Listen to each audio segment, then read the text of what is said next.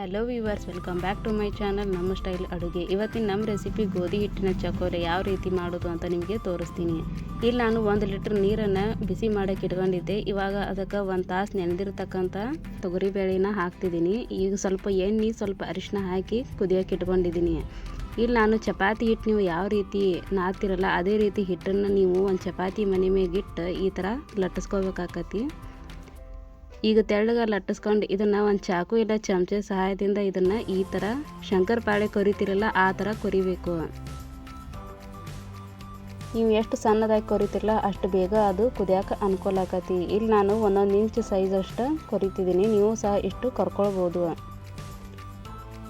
ಇಲ್ಲಿ ನಾನು ಅರ್ಧ kg ಗೋಧಿ ಹಿಟ್ಟು ತೊಗೊಂಡಿದ್ದೀನಿ. ಎಲ್ಲನೂ ಈ ಥರ ಮಾಡಿಕೊಂಡು ಕರ್ಕೊಳ್ಬೇಕಾಕತಿ. ಇದನ್ನು ನಾನು ಆಗಲೇ ನಾನು ಬೇಳೆ ಕುದಿಸೋಕೆ ಇಟ್ಕೊಂಡಿದ್ನಲ್ಲ ಅದಕ್ಕೆ ಇದನ್ನು ಒಂದೊಂದಾಗಿ ಹಾಕಬೇಕು. ಇದು ಹಾಕುವಾಗ ಸ್ವಲ್ಪ ಅಂಟ್ಕೋತತಿ, ಸ್ವಲ್ಪ ನೋಡ್ಕೊಂಡು ಹಾಕ್ಕೊಳ್ಬೇಕಾಕತಿ. ಇದು ಒಂದು 10ರಿಂದ 15 ನಿಮಿಷ ಕುದ್ರೆ ಇದೆಲ್ಲ ಕುದಿರ್ತತಿ. ಈಗ ನಿಧಾನವಾಗಿ ಕುದಿಸ್ಬೇಕಿಲ್ಲ ಅಂತಂದ್ರೆ ಇದು ತಳ ಹಿಡ್ಕೋತತಿ. ಈ ಥರ ಕುದಿಯುವಾಗ ನಡ್ನಡ್ಕ ಹಿಂಗೆ ಚಮಚೆಯಿಂದ ತಿರುಗಬೇಕು. ಇವಾಗ ಇದಕ್ಕೆ ಉಪ್ಪು ಹಾಕ್ತಿದ್ದೀನಿ, ರುಚಿಗೆ ತಕ್ಕಷ್ಟು ಉಪ್ಪು ಹಾಕ್ಕೊಳ್ರಿ. ಆಮೇಲೆ ಇದಕ್ಕೆ ನಾವು ಮನ್ಯಾಗ ರೆಡಿ ಮಾಡ್ಕೊಂಡು ಮಸಾಲೆ ಖಾರ ಹಾಕ್ತಿದ್ದೀನಿ, ನೀವು ಬೇಕಾದ್ರೆ ಅಂಗಡಿಯಾಗಿಂದು ಹಾಕ್ಕೊಳ್ಬೋದು. ಈಗ ಇದು ಕಂಪ್ಲೀಟಾಗಿ ಕುದೀತಿರ್ಬೇಕಾದ್ರೆ ಇದಕ್ಕೆ ಸ್ವಲ್ಪ ಬೆಳ್ಳುಳ್ಳಿ ಜಜ್ಜಿ ಇಟ್ಕೊಂಡಿದ್ನಿ, ಹಸಿ ಬೆಳ್ಳುಳ್ಳಿನ ಹಾಕ್ತಿದ್ದೀನಿ.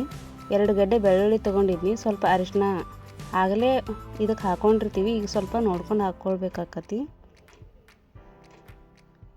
ಇದೊಂದು 5 ನಿಮಿಷ ಕುದ್ರೆ ಇವಾಗ ಇದಕ್ಕೆ ಹುಣಸೆ ಹಣ್ಣಿನ ರಸ ಸ್ವಲ್ಪ ಹುಣಸೆ ಹಣ್ಣು ತೊಗೊಂಡು ಹಿಂಡಿ ಹಾಕ್ತಿದ್ದೀನಿ.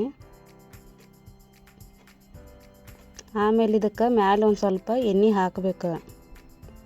1-2 ಚಮಚ ಎಣ್ಣೆ ಹಾಕೀನಿ. ಆಮೇಲೆ ಸ್ವಲ್ಪ ಕೊತ್ತಂಬರಿ,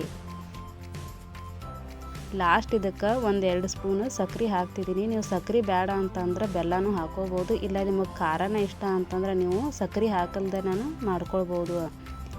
ಈಗ 5 ನಿಮಿಷ ಕುದ್ರೆ ಇದು ರೆಡಿ ಆಕತಿ. ನಿಮಗೆ ಇದರೊಳಗೆ ಇನ್ನೊಂದು ಥರ ಯಾವ ರೀತಿ ಮಾಡೋದು ಅಂತ ನಿಮಗೆ ನೆಕ್ಸ್ಟ್ ವಿಡಿಯೋದಾಗ ತಿಳಿಸ್ಕೊಡ್ತೀವಿ.